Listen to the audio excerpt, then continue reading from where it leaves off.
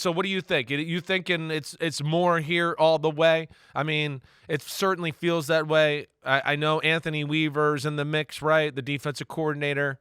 Certainly I understand that, but I don't feel like I hear that, or it seems to quite, get the backing maybe Kellen Moore does, right? Is there anybody else I think we're missing here that we think can be an outside chance to come in and steal this job?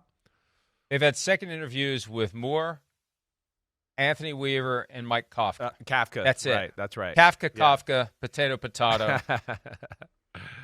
Smiles and glory hole. So I think they're waiting for Moore. I mean, we see this every few years. There's a team that's put the brakes on its search. One of its candidates isn't available to be hired because his team is in the Super Bowl. At a certain point, it becomes inevitable. Yeah. It becomes obvious.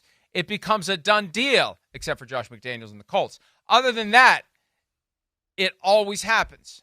It happened with Brian Flores when he went to the Dolphins. Stephen Ross came and picked him up the day after the Super Bowl, didn't even let him go back to New England for a possible repeat of the Crafts talking Josh McDaniels out of going to the Colts. But, we were talking about this yesterday. The advantage the Saints have, they could just go grab Kellen Moore right after the game. You aren't going anywhere. You're here. Here's the job.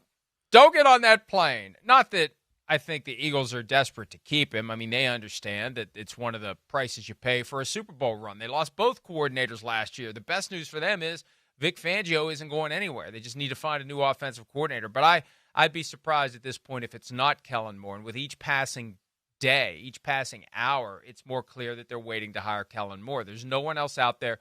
And Cliff Kingsbury isn't going to interview. He's available now. Yep. He's not going to interview. And remember, he's still getting paid by the Cardinals as a head coach. Is it possible there was a back channel communication that the Saints really weren't interested? Possible. But he's getting head coaching money through 2026. So he's going to wait for the right spot. And if you're in a position where you can wait for the right spot, the Saints aren't the right spot. Exactly. If you just want to be a head coach, the Saints are a better spot than some of these other jobs we've seen, Cowboys, Jets, Raiders, Jaguars.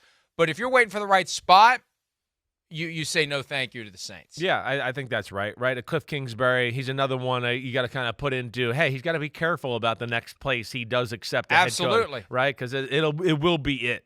To get 3 chances, I mean, Mike McCarthy's got a shamrock up his butt to even have 3 chances, right? I think that's and a Super Bowl ring on his hand. And that helps. Exactly right. And the fact that he had to deal with Jerry, I think, also buys him probably another chance at the whole thing as well, because people know that's not easy to deal with. But yeah, we'll see.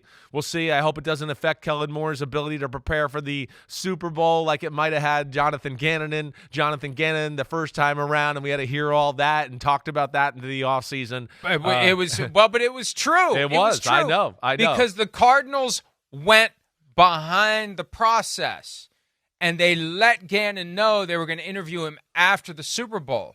And people still downplay that. People who cover the Eagles still downplay that. It's like, folks, do you have no concept of how this works and what a distraction it creates? And while Jonathan Gannon is getting his Eagles defense ready for the Super Bowl and should be spending every waking moment and sleeping less than usual to have more waking moments to spend getting that defense ready, self-scouting, getting ready for that. Remember the issue with the shifts? They couldn't deal with the shifts. Yeah, right. They still couldn't deal with the shifts. He should have been spending all his time cracking the code on the shifts. Instead, who's my staff going to be in Arizona? What am I going to say to Michael Bidwell when I go out here to be interviewed? The day after that game was in Arizona, they grabbed him not to hire him. They grabbed him to interview him and then hire him.